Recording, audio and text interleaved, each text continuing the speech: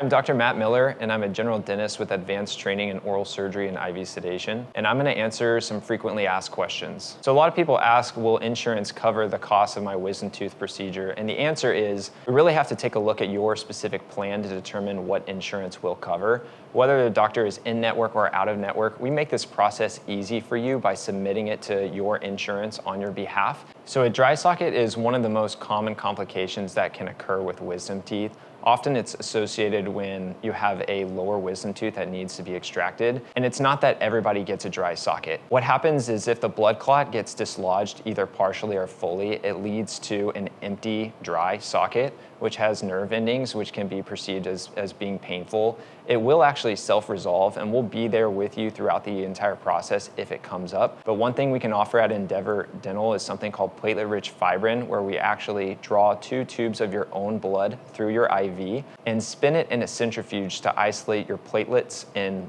your body's own healing cells. We can put that clot back into the socket. What we're finding is that it's greatly reducing the incidence of dry socket, and it's gonna speed up your recovery, and it's all natural. That's the best part. Another question we get is, how many days should I take off of work, and can I drive myself home from the procedure?